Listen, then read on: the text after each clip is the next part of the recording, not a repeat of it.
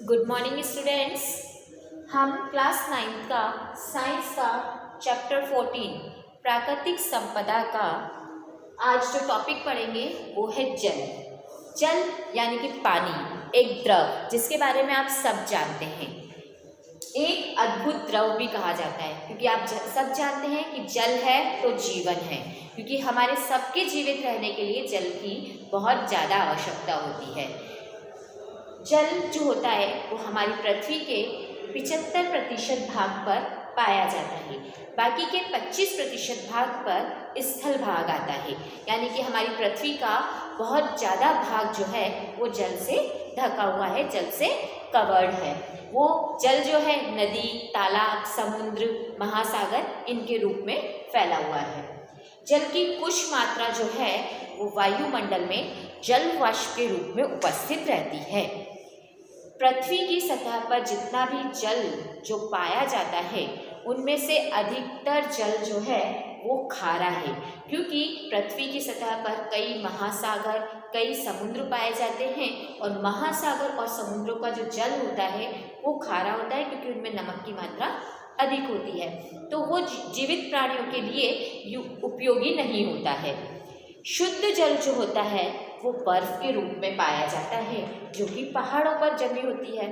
शुद्ध जल जब पहाड़ों पर पाई जाती है, और स्पेशली पहाड़ी क्षेत्र जो होते हैं वो हमारे दोनों ध्रुवों पर और पाए जाते हैं, जबकि स्पेशली पहाड़ों से ढकी हुई बर्फ की सतह होती है। भूमिगत जल जो होता है और नदियाँ, झीलें, तालाब, इन सबका जल भी क्या होता है, शुद्ध होता है, यानी कि जो पीने योग्य जल होता है वो नदी, तालाब, कुएं इनका ही काम में आता है, या फिर जो शुद्ध जल है वो पहाड़ों पर बर्फ के रूप में पाया जा रहा है।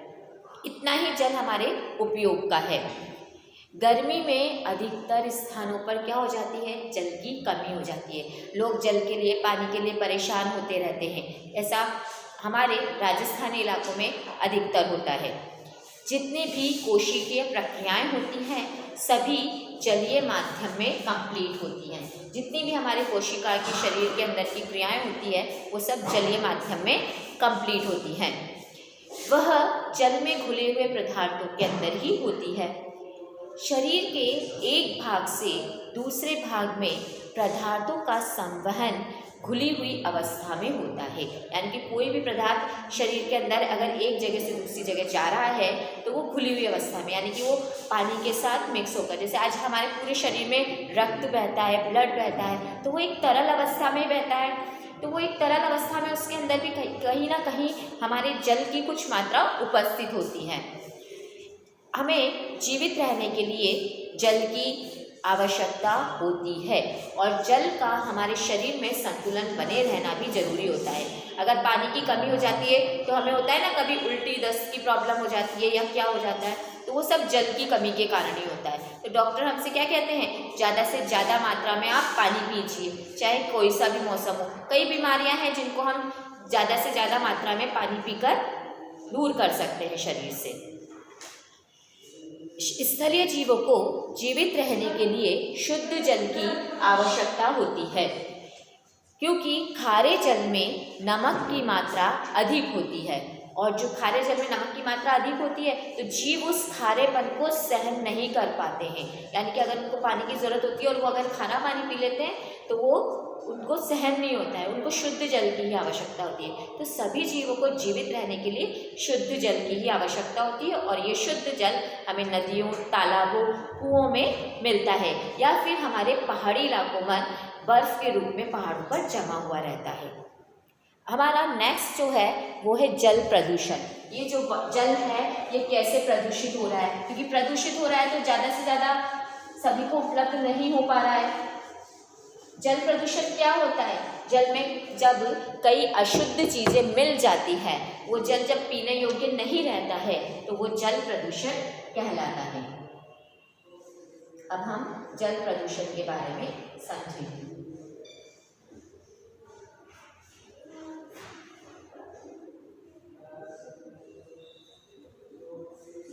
दूषित जल यानी कि कई अवांछनीय पदार्थों का, कई अपशिष्ट पदार्थों का जल में मिलने के कारण जल प्रदूषण कहलाता है। और ये प्रदूषित जल हमारे लिए उपयोगी नहीं होता है, ये कई बीमारियों को फैलाता है। जल का दूषित या प्रदूषित होना ही जल प्रदूषण है। जल क्या होता है, जितने भी आज खेतियाँ की जाती है तो उनकी सुरक्षा के लिए उनके ऊपर कीटनाशक का छिड़काव किया जाता है, कई रासायनिक उर्वरकों का यूज़ किया जाता है जिसके कारण कम समय में अधिक पैदावार हो पाए। तो ये सब जो होते हैं जल के साथ मिलते हैं। जब हम जल के साथ मिलकर बहकर नदियों तालाबों तक पहुंच जाते हैं और जल को प्रदूषित करते हैं। इनका कुछ ना कुछ भाग तो जल के अंदर जाता है, जिन खेतों के अंदर जितने भी कीटनाशकों और उर्वरकों का उपयोग किया जाता है। और कुछ ऐसे उद्योग होते हैं जिनमें कई रासायनिक पदार्थों का उपयोग किया जाता है। खेतों में उर्वरक और कीटनाशक,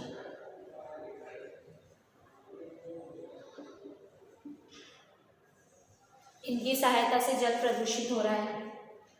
दूसरा, उद्योगों में रसायनों का उपयोग,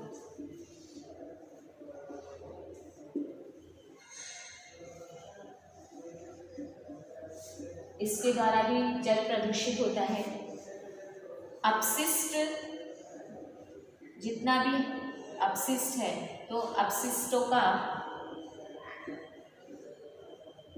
जल में बहाना या मिलाना, ये सब जल प्रदूषण के कारण होते हैं। इन सभी चीज़ों के कारण जल प्रदूषित हो रहा है।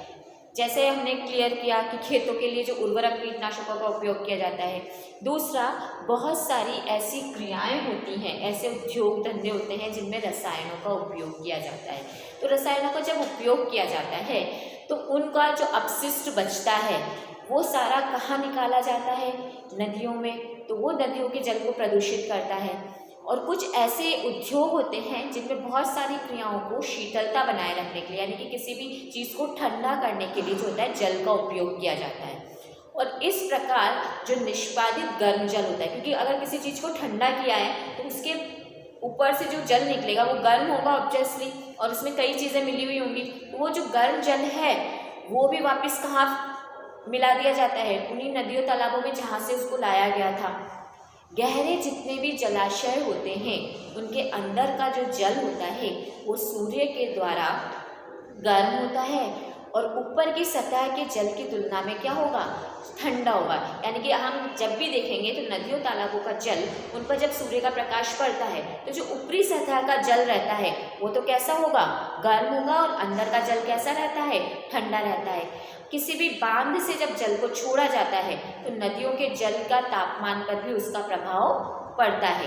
इन सभी कारण के कारण जल प्रदूषित होता है। अब इसके और कौन कौन से कारण होते हैं, तो अनैच्छिक चीज़ों का मिलना जल में, अनैच्छिक पदार्थ यानी कि जितने भी कचरा अपशिष्ट पदार्थ हैं उनका मिलना, इसके कारण भी जल प्रदूषण होता है।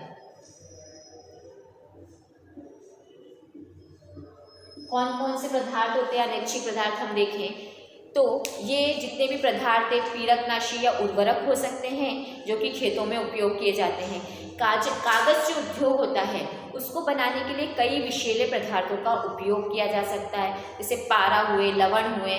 तो उद्योगों का उपयोग हो गया, उसके पास उनका अपशिष्ट कहाँ फेंक दिया, जलाशयों में। तो इस तरह से वो जलाशय क्या हो गए, बीमार, मतलब कि जलाशय दूषित हो गए और उनका उपयोग जो भी लोग करेंगे या पशु अगर उसका पानी पिएंगे तो वो सब बीमार हो जाएंगे। तो इस तरह से बीमारियां फैलती है।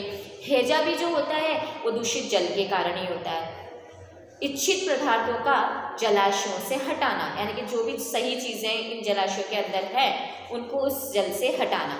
घुली हुई जितनी भी ऑक्सीजन है वो जल में जरूरी होती है, क्योंकि जलीय जंतु जितने भी होते हैं वो सभी अपने श्वसन के लिए उस घुली हुई ऑक्सीजन का ही उपयोग करते हैं। इसी तरह से जब इन चीज़ों को हटा दिया जाता है तो उनके ऊपर विपरीत प्रभाव पड़ता है और वो जीवित नहीं रह पाते। आज के लिए इतना ही। Thank you.